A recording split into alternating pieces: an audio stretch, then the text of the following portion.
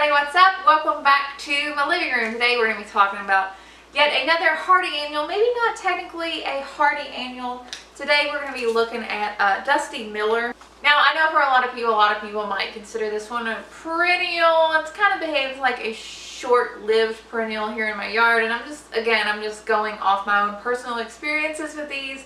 So if your experience is different, I would love to hear it constructively down in the comments. I always love, learning new things and seeing other people's experiences with stuff.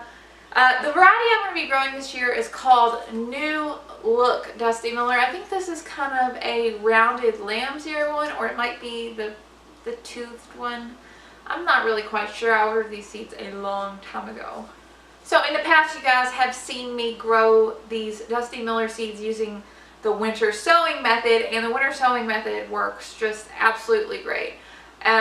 Definitely, if that's an option for you, these will do great with the winter sowing method. But when you do it that way, their first year of growth, it kind of takes a long time for them to really get established. So if you have the option, you can start these in the fall. I definitely would not direct sow the Dusty Miller seeds, especially since a lot of the times when you get the seeds are a little bit more on the pricey side. I don't think there's any kind of heirloom Dusty Miller cheap package on the internet. I don't think there is, or I would have found it and ordered it already.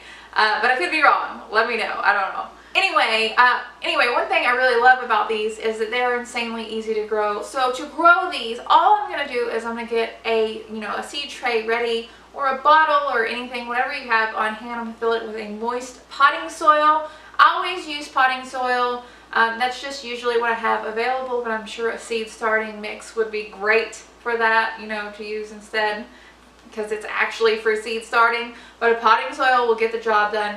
I'm going to lightly surface sow these and just press them down a little bit, making sure they're coming in good contact with the soil, but being careful not to cover them, because it seems like the light does help them germinate just a little bit. After I've put them into the soil or on top of the soil, I'm just going to lightly mist this. You want to make sure you're not covering the seeds, and make sure that you're not washing any away. You can leave these in your house in a sunny windowsill, or if the weather's right, you can even move them outside. Here in September, when I start my hardy annual plants, I usually start them around the end of September. The weather is just pretty much perfect. It's cooled down to 70s to low 80s, and this is just the right temperature range to really get those fall hardy annual seeds to start germinating. I can usually see Dusty Miller seeds in about 10 days. They'll start to show signs of growth. Of course, if you start them inside, make sure you harden them off before you find a good spot for those in the garden. Whether or not these will overwinter definitely depends on your hardiness growing zone and the hardiness of the variety of Dusty Miller that you've chosen. The one that I grow in the garden is hardy to zone 6, so I don't have to put it in the hoop house or anything special. For the most part, no big deal. On occasion the snails might eat them, but it doesn't seem like it's too much of a problem. Plants will overwinter in the garden fairly well.